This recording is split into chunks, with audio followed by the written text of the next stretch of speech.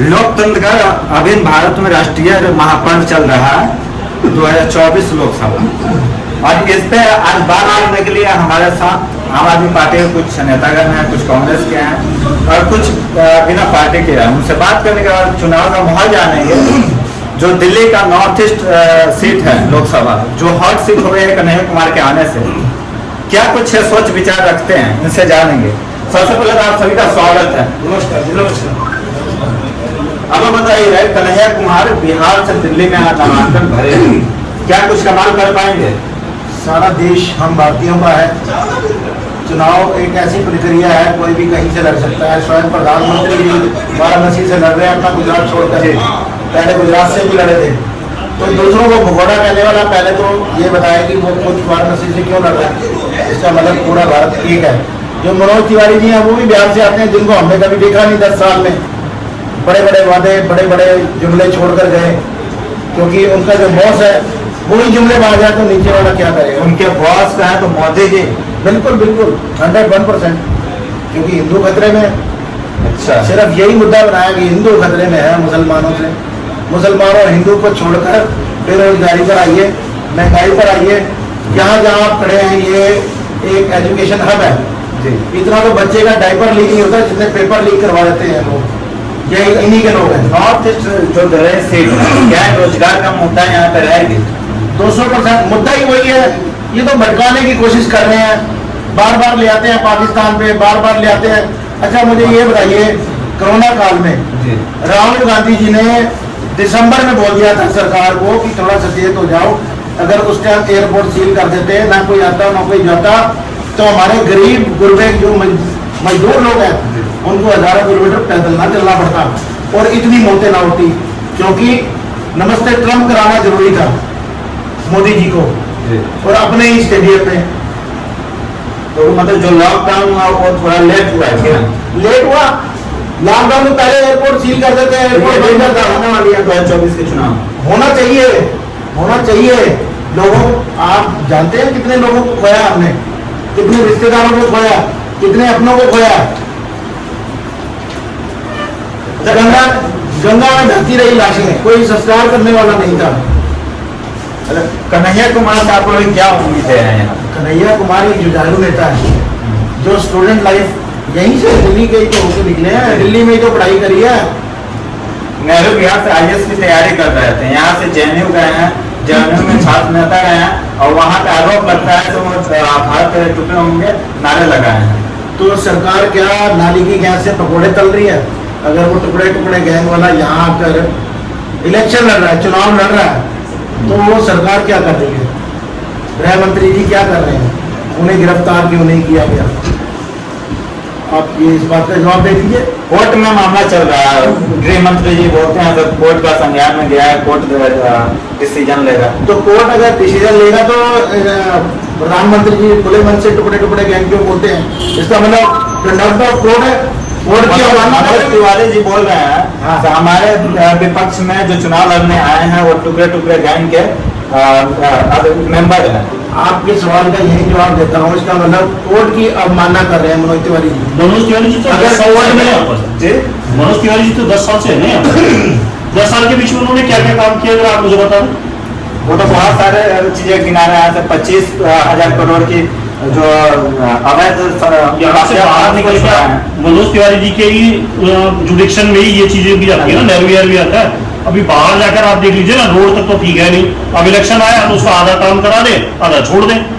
फिर जब 10 साल बाद 5 साल बाद फिर दोबारा जब वो अगर आते हैं सत्ता में तो फिर उसी चीजों को करें। शायद आपको मालूम नहीं है, जो रोड बन रहा है मुख्यमंत्री यदि सर काम कर रहा है वही तो पूछ रहे थे। यहाँ पर मुखर्जी जो बन रहा है 10 सालों के बीच में बन रहा है, 10 सालों का काम है ये 10 सालों का काम है आपके यहाँ। रोड बनाना 10 सालों का काम है, कितना बड़ा रोड है। और ये भी सर बीजेपी ने नहीं किया, आम आदमी पार्टी की तरफ से ये काम सारा का सारा हुआ है। मुख्यमंत्री के जेल जाने के बाद भी कोई भी काम ऐसा नहीं है जो यहाँ पे रुका हो। सारा का सारा काम आम आदमी पार्टी ने ही करवाया है। हम लोग सारे के सारे आम आदमी पार्टी की तरफ से कन्हैया जी को बहुत बहुत स्वागत करते हैं और पूरी उम्मीद करेंगे कि वो यहाँ से जरूर जीते। उम्मीद करते हैं जीते 100% जीतेंगे, 100% जीतेंगे। जीते। हमारी सारी की सारी जनता उन्हीं के साथ में, कन्हैया जी के साथ में। आम आदमी पार्टी उनके साथ नहीं दे रही है। बिल्कुल सर, बिल्कुल दे रही मैं है। आम आदमी पार्टी से यहाँ से उपाध्यक्ष हूँ, मेरे छोटे भाई हैं कन्हैया कुमार जी, इससे बड़ी और क्या गारंटी दूंगा। छोटे भाई के उपाधि दे रहे हैं। बिल्कुल छोटे भाई हैं हमारे, बिल्कुल, बिल्कुल। और पूरा तन मन धन से पूरी जान लगा देंगे, क्योंकि हमें एक ऐसा नेता चाहिए जो काम कर सके। बताइए आप जी अभी अरविंद केजरीवाल को इलेक्शन टाइम पीरियड में आप जो अब की जो प्रेजेंट सत्ता है उसमें उनको आप बंद कर रखा, इससे पहले भी कोई सीएम बंद हुआ है आज तक? अब ये आरोप ये भी है तो है, कोई ऐसा सीएम नहीं हुआ है जो जेल जाने के बाद भी इस्तीफा नहीं दिया हो। इस्तीफा- चाहे वो सोरेन हो, वो जेल जाने से पहले इस्तीफा देकर गए। माननीय गृह मंत्री जी सर, आप किसी को नहीं, आप किसी को नहीं दिखाइए। जब वो गृह मंत्री आप थे गुजरात में तो उन पर आरोप रहा था, जब जेल जाना था इस्तीफा देकर वो जेल गए थे। वो इस्तीफा दे के जेल गए थे। यहाँ तो कंडीशन ये है ना कि वो जेल, उनको पहले जेल में बंद करते हैं, इस्तीफा तो हम बाद में ले लेंगे, और वो नहीं दे रहे। कुछ साबित भी तो हो, कुछ प्रूफ मुझे करोगे ये आप? बताइए, मुझे ये बताइए, उसका जहाँ क्या दिल्ली का मालिक कौन है? नोट में देता है मैं क्या? आपसे सवाल पूछता हूँ कि दिल्ली का मालिक कौन है? आप बताइए। जनता जनता नहीं, दिल्ली का मालिक सरकार में कौन है? एलजी के मुख्यमंत्री है। मालिक कौन जी? सेवक होता है। सेवक होता है, तो वो मालिक बन के एलजी क्यों काम कर रहे हैं दिल्ली में? आप मुझे ये बताइए। देखिए मेरा सवाल कोई भी प्रोजेक्ट अगर सरकार, राज्य सरकार लाती है, उस पर मोहर कौन लगाता है?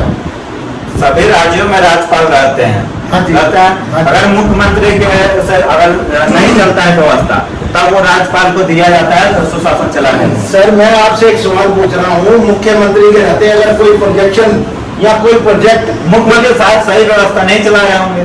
सर कोई प्रोजेक्ट लेके आती है सरकार, तो उसमें मोहर कौन लगाता है, उसे पास कौन करता है? मुख्यमंत्री करता है कि एलजी करता है? मुख्यमंत्री एलजी करते हैं। एलजी करता है ना। तो शराब, अगर शराब नीति आई तो उसमें साइन किसके थे? लेकिन जब पास किसने किया? वो बाद होते हैं, कोई भी प्रोजेक्ट आएगा या तो वो पास कर देंगे या हाँ। अपने पास कुछ दिन तक रख सकते हैं। अच्छा ठीक है, उसको लेकिन बिना उनकी इजाजत के नीति लागू हो सकती है शराब की? एक के साथ एक फ्री अगर शराब बिक रही थी तो वो नीति कौन लेके आया? मान लो सरकार लेके आई, केजरीवाल लेके आया। आरोप तो लगता है कारोबारियों से कमीशन लिए हैं। सर कारोबार भाई साहब, जो 5,000 करोड़ 5,000 करोड़ के घोटाले हुए आज की डेट में, वो सारे के सारे बीजेपी के अंदर है और सारे के सारे साफ हो चुके हैं। उनके ऊपर कोई भी दोष नहीं है। केजरीवाल के ऊपर, केजरीवाल जी के ऊपर हमारे भी कोई दोष साबित भी नहीं हुआ, उनको उठा के जेल में डाल दिया। ये सारी का बहुत गलत है उनका। गाय हमारी माता है और बीफ का चंदा खाता है, क्या मतलब है यार? इलेक्ट्रल बॉन्ड पे जा रहे हैं। बिल्कुल वही तो कह रहा हूँ, गाय हमारी माता है, बीफ का चंदा खाता है।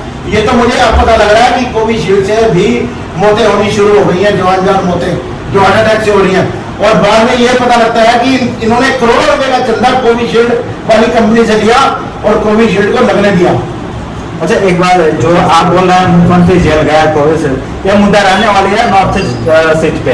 देखिए आप एक बार मूर्ख बना सकते हैं, दूसरी बार कुछ लोगों को मूर्ख बना सकते हैं, आप तीसरी बार मूर्ख बनने वाले लोग नहीं है। एक बंदर को बना दिया जंगल का राजा और बकरी के बच्चे को शेर में उठा लिया, ठीक है जी। अब बकरी गुहार लगा ली बंदर से, बंदर कभी उछल के उस पेड़ में जा रहा है, कभी उस पेड़ में जा रहा है, कभी उस पेड़ में जा रहा है। आखिर बकरी के बच्चे को शेर ने खा लिया। अब बकरी कहती है राजा तुमने मेरे बच्चे को बचाया नहीं। कह रहा मेरी कोई उछल कूद में कमी हो तो बता दे, मैं उछल कूद तो पूरी कर रहा था। ऐसे ही देश के साथ ये कर रहे हैं, सिर्फ उछल कूद कर रहे हैं, देश को बचा नहीं रहे हैं। इस राजनीतिक में जो बकरी का बातें दिए हैं और बंदर का दिए और शेर का, कौन है बकरी, कौन बंदर और कौन शेर है? सारी जनता समझदार है। कौन राजा है और कौन बकरी है? बकरी तो हम जनता है। अच्छा, और शेर कौन है? शेर जो है वो महंगाई है, वो बेरोजगारी है। बंदर कौन है? अब बंदर तो राजा बना दिया ना, बंदर को तो अच्छा, बंदर को राजा राजा बना दिया। अब राजा कौन है? जनता सब जानती है, आप भी जानते हो। अच्छा, ये तो एक प्रतीक मैंने आपको बताया कि जो राजा अपनी प्रजा का ध्यान नहीं रख पाता उसे उलझाता है, बातों में उलझाता है। एक मदारी होता है ना, कोई अनपढ़ मदारी होता है, गालियां दिलवाता है पढ़े लिखों से ऐसे इशारे करके, वही है। वो क्या होता है? हम जनता मूर्ख बनती जो जा रही आगे बजाय जो छिपा बजाय उसका आप काउंटर कर रहे हैं। बिल्कुल, हम तो है मूर्ख, हम तो अपनी बात कर रहे हैं। हम तो मरते उसमें वो करना क्या चाहते थे, ये तो बता दिया आप लोग। प्रोत्साहन दे रहे थे किस चीज को? और इस चीज को- थोड़ा हौसला दे रहे थे से आप किस चीज की इस है? मंदिर के दुनिया मतलब माहौल में आप थोड़ा मोटिवेट हो। मैं वही चीज तो पूछ रहा हूँ सर, किस चीज के लिए प्रोत्साहन दे रहे थे, क्या मोटिवेट कर रहे थे, जबकि तो आप किसी को बाहर ही नहीं निकलने दे रहे थे, सत्ता तो आप ही चला रहे थे, ऐसा मोटिवेट क्या कर रहे थे? ऐसा माहौल बनाया क्यों गया? जब एक व्यक्ति जिसे पप्पू बनाने के लिए अरबों रुपया आपने खर्च किया, वही पप्पू कह रहा था दिसंबर में कि महाराज ये रोक लो, ये जो विध्वंस आने वाला है हमारे देश में, इसको बचा लीजिए प्रधानमंत्री जी। उसने पहले ही आगाह कर दिया था, लेकिन हर चीज को हमें समय से पहले रोकने रोकना लगा ना।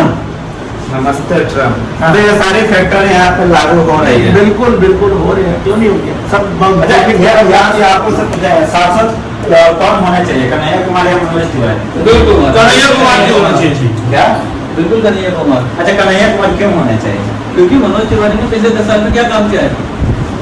आप तो नाम नहीं लिख रहे हैं क्या? आप काम बताइए सर। हमारे यहाँ पे हमारे विधायक हैं दिलीप पांडे जी, उर्मिला गुप्ता जी, उन लोगों ने हमारे लिए सारे काम किए हैं। हम लोग अगर उनको आधी रात को बुलाते तो आधी रात को यहाँ पे खड़े होते। मनोज तिवारी जी हमें दूर दूर तक नजर नहीं अरे वो आते हैं कैसे बोल रहे हैं आप, इलेक्शन में अगर आते हैं ना वो। चुनाव प्रचार में ही नजर आ रहे हैं खाली वो। चुनाव प्रचार से पहले मुझे आप बता दो कहाँ दिखाई दिए थे वो? अभी भी पहले मेरा वो तो सामने सामने आ गया। व्यवस्था करके चले जाएंगे। प्रचार देखेंगे ना, स्क्रीन पे सिर्फ मोदी जी चल रहे हैं, मनोज तिवारी जी का कहीं नामो निशान नहीं है। प्रचार में कोई कमी नहीं है, अभी खट्टर सरकार पुजारी में आ रहे हैं आज। सर सारे आएंगे। सिर्फ आम आदमी पार्टी को जब गाली देने का टाइम आता है तो सारे के सारे बीजेपी के नेता इकट्ठे हो जाते हैं, उसके बाद वो नजर नहीं आते हैं। इलेक्शन का टाइम है तो सारे के सारे नजर आएंगे ही आएंगे, क्यों नहीं आएंगे? अच्छा आप लोग युवा हो, कन्हैया कुमार में क्या देखते हो आप? हम ये देखते हैं कन्हैया कुमार की, जैसे कि हमारे अरविंद केजरीवाल सर है, जो एजुकेशन को लेके चलते हैं, जो पढ़े ये लिखे अरविंद केजरीवाल का तो चुनाव है ही नहीं, यहाँ कन्हैया कुमार की बात हो रही है। तो वो जैसे कि महागठबंधन हुआ है में, तो ये पढ़े लिखे लोगों की जैसे कि काम करेंगे। अभी अनपढ़ लोग हैं बीजेपी वाले, इनको रोज उससे शिक्षा से कोई मतलब नहीं। अगर हर युवा वो रहेगा बिल्कुल कि अनपढ़, तो उनको उसको बारे में पता ही नहीं चलेगा। अभी देश में कितने घोटाले हो रहे हैं, इलेक्ट्रो बॉन्ड का आपने जैसे कि आपने भी देखा है इलेक्ट्रो बॉन्ड। अब जैसे ही ये सरकार चाहती है, जो कन्हैया कुमार है और जो महागठबंधन हुआ, पढ़े लिखे लोगों की सरकार शिक्षकों पर बात होती है, जैसे कि हम देखते हैं। तो इसलिए हम देश का युवा जो है कन्हैया कुमार के साथ है, जो पढ़े लिखे पढ़े लिखे हैं इसलिए उनके साथ, क्योंकि वो देश में पार्लियामेंट में जाएंगे तो समस्याओं का वो आवाज उठाएंगे। एक वही है जो समझते हैं। अच्छा अभी, आप लोग दिल्ली की जनता से क्या अपील करना चाहेंगे आम आदमी पार्टी के प्रतिनिधि के तौर पे? हम ये चाहेंगे पढ़े लिखे को चुने, अच्छे को चुने और सच्चे को चुने। झूठे जुमले वालों को इस बार नकार दें और अपनी समझदारी से जमीन से जुड़े हुए लोग हैं कन्हैया जी, उन्हीं को चुनना चाहिए। सारी की सारी जनता से हम लोग अपील करेंगे कि वो आम आदमी पार्टी और कन्हैया जी का साथ दें, ताकि आगे जाके जो हमारा देश है वो उज्जवल हो सके। अच्छा आपसे एक और क्वेश्चन, लास्ट क्वेश्चन बनेगा। कन्हैया कुमार मनोज तिवारी के सामने अगर फाइनेंशियली देखेंगे तो बहुत कम है। अभी चुनावी हम अपना संपत्ति का मुनाफा में दिए हैं। ये तो 50 मैं करोड़ थोड़ा की बोलना संपत्ति, चाहूंगा। मनोज तिवारी की संपत्ति है, वहीं कन्हैया कुमार का मात्र 10 लाख है। भाई साहब आप 10 लाख कह रहे हैं, पूरी दिल्ली की जनता तन मन धन से अब जुड़ चुकी है कन्हैया कुमार के साथ। ठान लिया दिल्ली ने कि किसी चीज की उन्हें प्रचार की भी जरूरत नहीं, वो घर घर वैसे ही पहुंचे हुए हैं, दिलों में हमारे, और उनको जिताना हमारा फर्ज भी है, धर्म भी है। कितने वोटों से आप लोग जिता रहे हैं? मैं कह रहा हूँ मनोज तिवारी जी जितने पिछले वोटों से जीते थे ना, उतने वोटों से आने वाले 4 लाख वोटों से। बिल्कुल बिल्कुल जनता है ये। जब सैलाब आता है ना तो सब कुछ बहा के गंदगी को ले जाता है। तिमारपुर में हम कितनी बढ़त बना देगी कन्हैया कुमार को? शुरू से बूथ नंबर 1 से ही बढ़त बनाएंगे, देख लेना। 1 लाख वोट दे देगी तिमारपुर में टोटल वोट ही कितनी है आप बताइए, लेकिन जीत के दिखाएंगे हम।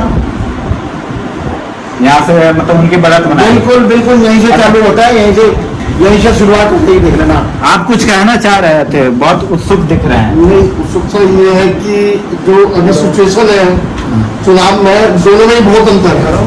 खाली कला रंगमंच या आप नाट्य से है तो खाली चुनाव में उसके जीतने से नहीं होता, जो पिछले 10 सालों में समस्या नहीं है। जैसे हम लोकल स्तर पर अगर देखें तो बहुत सारे मुद्दे हैं यहाँ पर जो आम जनता इसके खिलाफ है।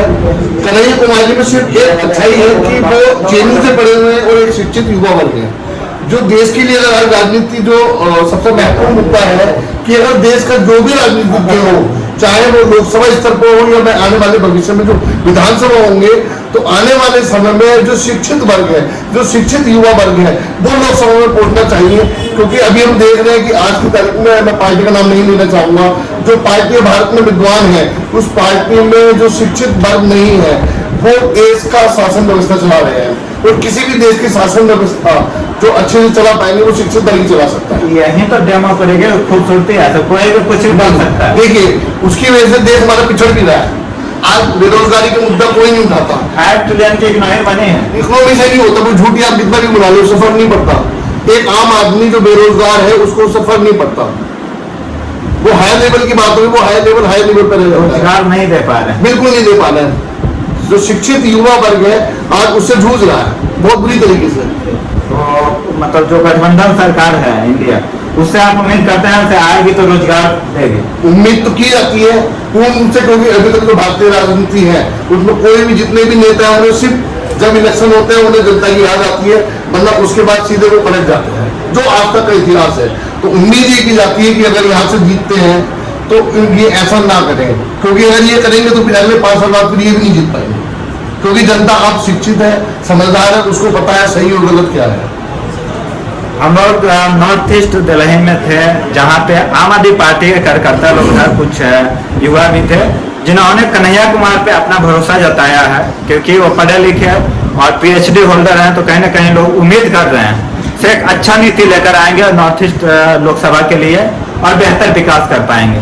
बाकी हमारा प्रयास आपको कैसा लगा कमेंट माध्यम से आप बताएं, और कन्हैया कुमार के लिए आप कुछ कमेंट कर सकते हैं तो कमेंट कीजिए। अगर उनसे मेरी बात होगी तो उनसे और क्वेश्चन मैं करूँगा। तब तक के लिए जय हिंद।